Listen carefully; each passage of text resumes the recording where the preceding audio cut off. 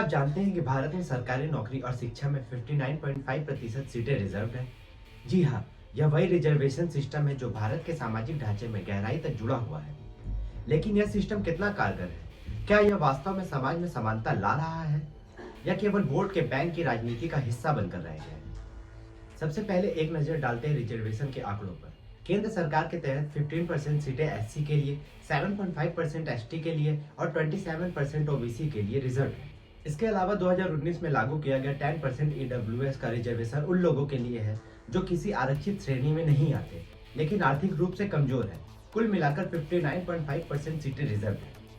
अब सवाल ये उठता है कि क्या इन रिजर्वेशन का फायदा सही लोगों तक पहुंच रहा है या केवल कुछ चुनिंदा लोगों तक ही सीमित रह गया है। उदाहरण के तौर पर ओबीसी कैटेगरी के क्रीमी लेयर की समस्या को देखिए। यह सिस्टम उन लोगों को लाभ पहुंचाने के लिए बनाया गया था जो सामाजिक और आर्थिक रूप से पिछड़े थे, लेकिन आज कई उच्च आय वर्ग के लोग भी इसका फायदा उठा रहे हैं, जबकि गरीब तबके के लोग इससे वंचित रह जाते हैं। अब एक और तथ्य पर गौर कीजिए। क्या आप जानते हैं कि तमिलनाडु जैसे राज्य में रिजर्वेशन का प्रतिशत 69% है? जी हाँ, यह सुप्रीम कोर्ट द्वारा तय किए गए 50% सीमा को पार करता है। वहीं 2024 में बिहार ने 65% रिजर्वेशन लागू करने की कोशिश की, जिसे हाई कोर्ट ने यह कहकर खारिज कर दिया कि यह संविधान का उल्लंघन है। लेकिन सवाल यह है कि बार बार संविधान के इस 50% सीमा को चुनौती क्यों दी जाती है? चलिए शिक्षा पर इसका प्रभाव समझते हैं। भारत के प्रतिष्ठित संस्थाएं जैसे आईआईटी और आईएमएस में एससी, एसटी और ओबीसी छात्रों की संख्या 1990 के दशक से बढ़ी है। आईआईटी में एसटी, एससी की संख्याओं का अब 20% से ज्यादा हो गई है। यह एक सकारात्मक कदम है क्योंकि अब इन समुदायों के छात्र भी उच्च शिक्षा प्राप्त कर रहे हैं। लेकिन यहाँ एक और पहलू है। क्या इन छात्रों को सही तरह से सपोर्ट मिलता है ताकि वे अपने साथियों के बराबर खड़े हो सके, या फिर केवल सीट बढ़ने के लिए ये आंकड़े बढ़ाए जा रहे हैं? 2019 में लागू किया गया 10% ईडब्ल्यूएस रिजर्वेशन भी चर्चा का विषय है। इसका उद्देश्य उन लोगों की मदद करना था जो आर्थिक रूप से कमजोर है लेकिन एससी, एसटी और ओबीसी श्रेणी में नहीं आते।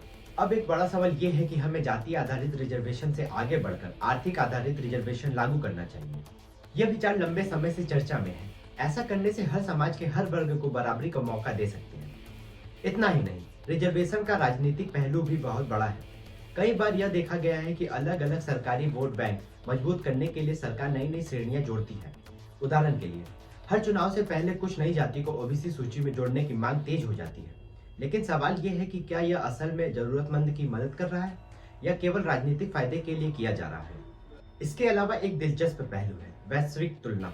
अमेरिका जैसे देशों में अफर्मेटिव एक्शन की नीति अपनाई गई है, जहां लोगों को उच्च जाति या नस्ल के आधार पर अवसर दिए जाते हैं, लेकिन वहां इससे समय समय पर बदला और सुधार आ गया। भारत में भी क्या हमें ऐसा करने की जरूरत है? क्या यह समय नहीं है कि हम रिजर्वेशन सिस्टम की समीक्षा करें और इसे और अधिक प्रभावी बनाएं? तो दोस्तों, रिजर्वेशन सिस्टम एक ऐसा मुद्दा है जो हर भारतीय को प्रभावित करता है। यह सच है कि यह सिस्टम कई लोगों की जिंदगी बदल चुका है, लेकिन इसके साथ ही इसमें सुधार की भी जरूरत महसूस की जा रही है। हमें यह सोचना होगा कि क्या यह सिस्टम वाकई जरूरतमंदों तक पहुंच रहा है?